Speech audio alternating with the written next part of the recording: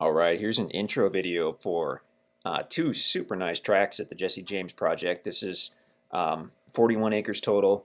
We've got tract 7 toward the north, which is 40 acres. We've got tract Q toward the south, which is a little over an acre.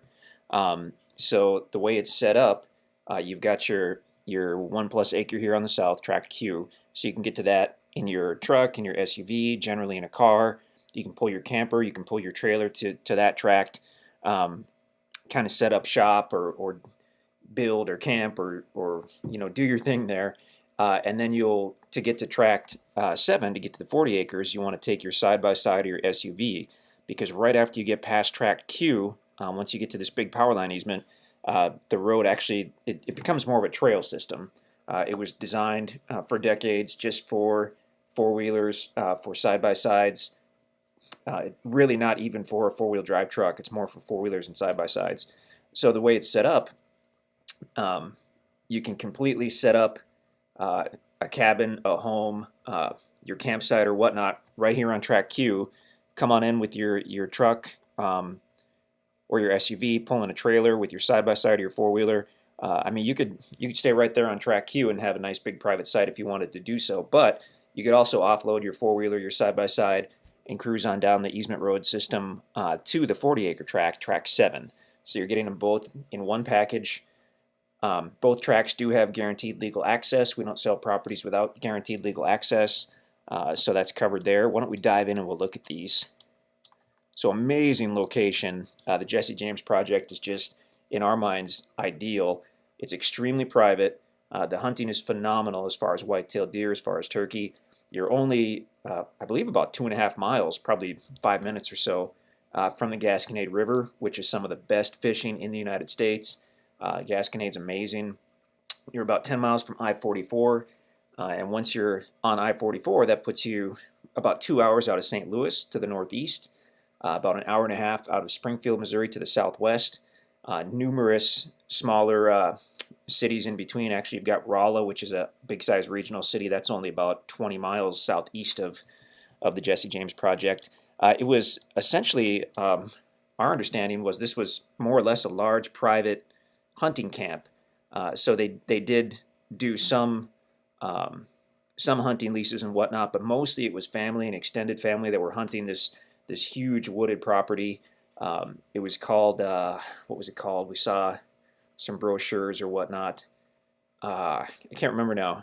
Mill Creek Cavern or Big Lodge Cavern or something, but really cool. So when you're off here in the woods, you'll see some just kind of fun signs. I guess the owners had a sense of humor, so you might be deep in the woods on your 40 acres and just see a random speed limit sign or a stop sign up in the trees. So it's kind of fun to watch for. Anyway, let's zoom in and we'll look at this. To get to the property, just really quickly here, from I-44, the way we've been going lately is from I-44, so you're about, say, 15 miles west of Rolla, off I-44, go north on Highway 28 toward the town of Dixon.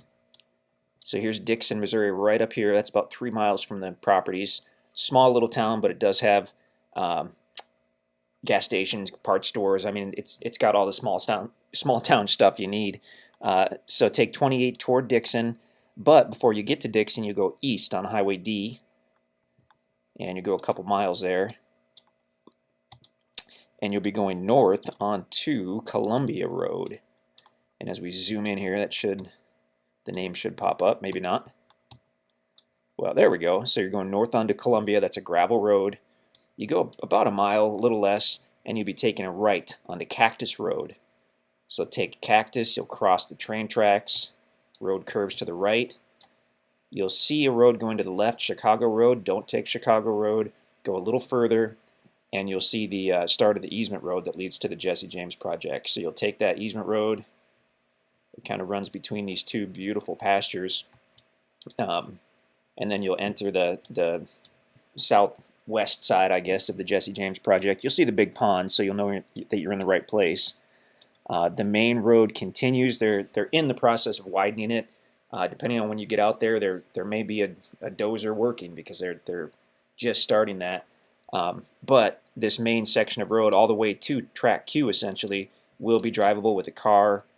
Well, with a truck or an SUV, And most times with a car, unless there's been horrendous weather, then a truck or SUV might be recommended. But you'll be able to drive all the way right to your property. It goes up and down a little bit, but it's going to be a nice road right to track Q. And then you'll have this big power line easement, and that's essentially where this main road ends. So everything you see after that is the trail system for side-by-sides for four-wheelers. So what you can do in your case is you can offload your stuff here on your private 1+ acre, and then you can take your four-wheeler, your side-by-side, whatnot, if you want to go explore your 40 acres, do some serious hunting up there, or some food plots, or do your thing up there. And we'll check that out in a second, but let's take a look at this one first. So obviously, in comparison to the 40, this looks like a small piece of land, but it is over an acre in size. Why don't we go to a Google map? Sometimes that's a little more clear. That shows it pretty well. So basically all wooded, looks like a couple small natural openings. It's going to be mostly hardwood trees. Some of these tracks, the guys are going in and doing driveways and sites. I don't know if they've done that on track Q or not. So we can update you on that if you call and ask us, because I know they're out there working right now, and they're doing some sites. It's about 165 feet east to west. And actually, there's a measurement function on the map right that we can use, but I already know it's about 165. And then north to south, looks like about 400 feet or a little more north to south. So I mean, a heavily wooded 1+ acre tract is a good amount of land. In addition to that, if we look at the topo, you'll see one of the best things about this tract Q, the majority of it is either level or just gently sloping.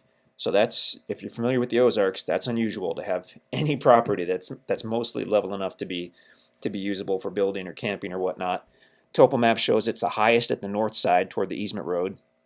As we go southerly, this shows it being basically level, that almost full north half. So it's going to be either level or gently sloping down till you get to about the bottom third, and then we have some lines that are closer, so that's going to be steeper. That bottom third is going to be steeper. Maybe the start of a little seasonal creek bed or something there, I'm not sure. But the bulk of this property is easily level enough to be usable for a building site or a campsite or a hunt camp or whatnot. I'd like to get a little more clear. Let's try this Hex 30 layer. That's something new that MapRight did. And by the way, this MapRight interactive map, you'll see either the same map or a very similar map on the listing page for these tracts. You can do most of the stuff we're doing as far as zooming in, zooming out, changing the base maps. And then when you go to visit the property, you'll want to download the free MapRight app to your phone or your tablet. And then watch the little tutorial video. We're not affiliated with MapRight. We just have been using them for a couple years, and it's been generally really good. We have a little intro video on our FAQ page that explains how to use it. But essentially, you can set it up so when you go out there, not only will you have this interactive map on your phone right in front of you, but there'll be a little colored dot using your GPS to show where you are. So it makes it easy to get to the properties. It's awesome for walking around the properties because you can tell, with pretty good accuracy where you are on the property, so it's really handy. Okay, we're going to try this Hex 30 layer. I don't know what Hex 30 stands for, but it's something new they did. It's pretty clear. Looks like maybe some kind of natural road or trail going into the property. We can see, like we said, it's basically all wooded other than a few small open areas.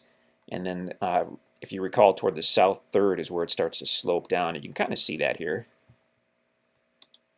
Google map is fairly clear. That's a late fall map. So gorgeous wooded property that you can get to with your truck, your SUV, generally your car.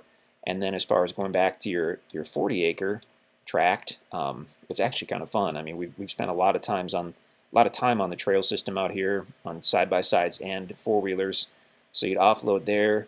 You'd likely go down here. You'd cross over James Creek. And I believe there's a couple different ways you can get to track 7. You can come in from the east. You can come in from the south.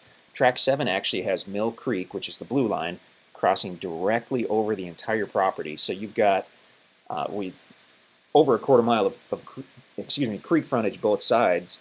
So the way they've been doing things the last several years, as water frontage and creek frontages have become more and more valuable, most of the people that we talk to are counting each side separately. So in that case, you actually have over a half a mile of frontage on Mill Creek on this property when you count both sides. But even if you don't, you've got at least a quarter mile directly crossing over your property, which is really cool. Obviously, you've got the easement trail system in place, which gives you access to different parts of the property. You've got several open meadows. You've got the major power line easement, which runs through the east side. This little trail up here was something that the guys just discovered when they were out here one day. It's actually a pretty decent trail for the most part that goes directly back into this property and kind of ends here. So this tract is probably 90% wooded, quite a bit of mature timber as far as red oaks, white oaks, hickory trees. No recent logging that we could see on the property. Maybe a little bit for firewood here or there, but I mean, we really didn't even see that. So there definitely is mature timber on this tract. Why don't we flip over to a topo and look at this? So lays pretty nicely. The lowest point obviously is going to be the creek bed. That's Mill Creek. This black line that you see on the topo map with kind of the little bumps on it, that's going to be the major power line easement that crosses through. We saw that on the other map. As far as topography, so lowest in the creek, rises up as you go north and south. When the lines are close here, that indicates quite a bit of steepness, potentially even a bluff, like right here. That could be a bluff, looking at how close those lines are. If we look at the south side of the creek, rises up fairly steeply but steadily, and then it looks like it actually starts to level off as you get toward the southwest side. So it's very likely you're going to have some level areas over here toward the southwest side. The guys have told me that where this trail comes in, it comes to a fairly large level area here on the south side, and then more or less continues. Didn't look like it went through all the way to the southwest corner, but it's hard to say. I mean, on a track like this, on a 40, you could spend all day out there and you wouldn't see the whole property. And so kind of what you're seeing on the videos, the drone video, the ground video, is about all that we've seen. So spend some time and explore it for sure. Let's go back to, let's try a Google map and zoom in and see if we can see a little bit of Mill Creek here. Mill Creek is gorgeous. On this map, Mill Creek was drawn in based on the topo map. You can see that the blue line itself, which is Mill Creek, might not be accurate when you look at the where the creek actually runs on the ground, but it's not used as a dividing line. It just crosses over your property here. Every time we've been out there, there's been water in the creek to some extent. Sometimes it's been flowing heavily. Sometimes it's just been very gently flowing. We don't call anything a year-round creek, and we're not going to call this a year-round creek. It may well dry up at certain times throughout the year. We have seen minnows in many different spots on Mill Creek, which is a good sign that there's some kind of water in there throughout the year, even if it's just large pools of water. Otherwise, you don't tend to have minnows in a creek bed. The meadow area is gorgeous. Obviously, the deer and turkey love it out here. And on a property like this, on this track 7, where you have all that creek frontage, you've got all that timber, you've got all that open meadow.